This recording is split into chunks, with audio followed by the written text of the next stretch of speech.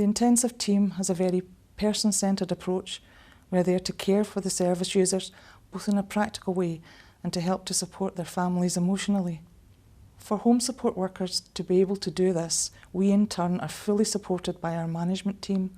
Someone is always a phone call away with advice and support, coupled with daily handover meetings and weekly team meetings. It is exciting to be part of a team like this and that we know we are making a difference. As a senior home support worker, I work within a short-term intensive home support service. Part of my role has involved developing a network of extremely close working relationships with my colleagues within the social work and health, which includes the district nurses, Macmillan nurses, dietitians, speech and language, oral hygiene nurses and many others.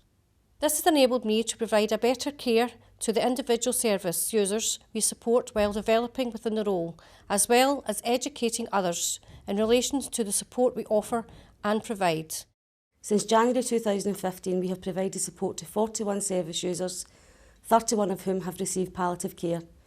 None of these service users have been admitted to residential care. Reviews indicate 100% satisfaction in the service. Our service allows people to die with dignity in their own homes, supported by their friends and family. Because we've been able to share our experiences and share our knowledge and share the knowledge from a health perspective and from a social work perspective, this has added to the patient experience. And in visiting patient service users in their own home, the knowledge that has been gained has helped in the delivery of the care. It's really, if I haven't got them, I'd be in a home without these people. They allow me to stay in one home amongst my 40s and family. They're part of my family now. I couldn't do without them. Without them, I'd be in Coathill or in a home, and it's my worst scenario, that. Myself and our 3 children were looking after George at home, and we couldn't have done that without the support from the team, who didn't just come in and look after George. They helped us to deal with the situation. They talked to us and gave us time as well when we needed it. They made George feel comfortable, and what is most important of all is that we couldn't have given George what he wanted, which was to be at home with his family. And we are just so grateful that that was put in place in time for us to give a loved one what they wanted.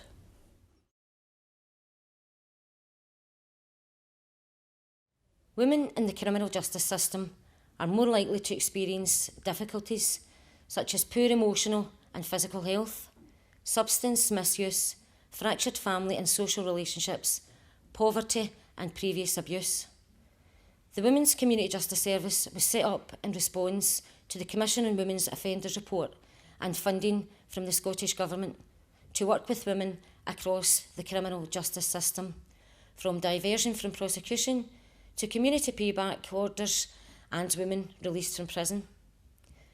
Currently, the Women's Community Justice team are involved in a range of projects and placements for those subject to community payback orders.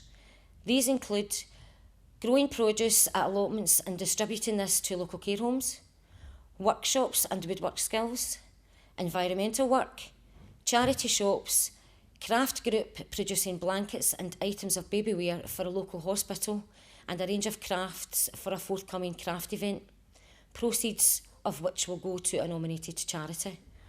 When I first got my order, I felt nervous, all the feelings you probably would have thought goes along with that.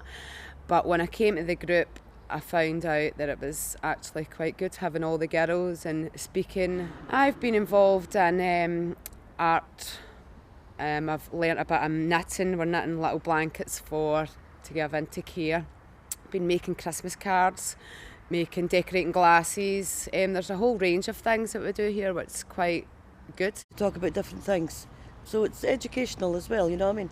With me, I'm dyslexic, and they've offered me to see somebody about my dyslexia, which I never had help like that before. So I've really learnt a lot since I've come to do my community service here. The Women's Community Justice team works with partner agencies to offer a variety of services such as health checks and workshops, special addiction services, blood-borne virus checks, home safety checks, annual health fair including alternative therapies, provision of North Lanarkshire leisure cards, introduction of a walking group, benefit and debt advice, educational opportunities and employment skills. The aim is to improve their general wellbeing, social inclusion, confidence and self-esteem. The service as a whole is responsible and adopts a flexible working approach to ensure that women within the criminal justice system have opportunities to improve their health and wellbeing.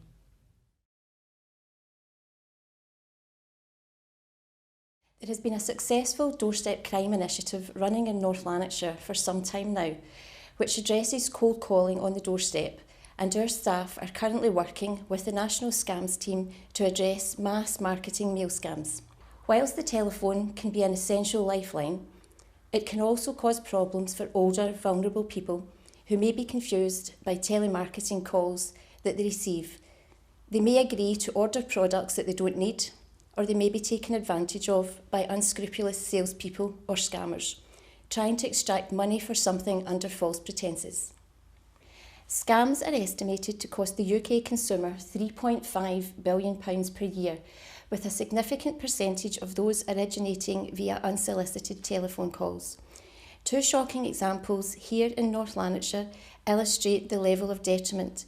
An elderly female lost her life savings of £48,000 as a result of a land investment scam, and another disabled male lost £12,000 as a result of a fake diamond purchase. As well as the risks of financial abuse, those calls also cause all sorts of other problems that impact on their well-being. Some report feeling under siege in their own homes, and silent calls can make them feel anxious, and every unnecessary call creates an increased risk of trips and falls. With all of this in mind, North Lanarkshire decided to embark on its own pilot project into targeting bogus callers in a new and innovative way by installing call blocking technology into the homes of its most vulnerable residents. Call blocking technology is a proactive and innovative way to tackle the problem of nuisance and scam calls. North Lanarkshire Trading Standards has always had an intervention and education package for dealing with nuisance calls, and this project now looks at and practically addresses the impact of these calls on residents. The data retrieved from the units identified who the calls were from, when they were made and how often they were received on a monthly basis.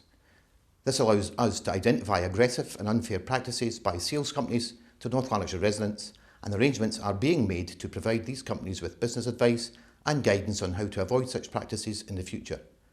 At present, we have 34 units installed, and the latest statistics received from Truecall indicate that these units have blocked in excess of 16,000 nuisance calls. This project therefore has shown that call blocking technology can significantly reduce the number of nuisance calls that get through and can improve users' feeling of well-being. It has been shown to reduce anxiety, to help people stay living independently longer, and reduce the risk of trips, falls and distraction accidents, and to reduce the burden on family members and carers.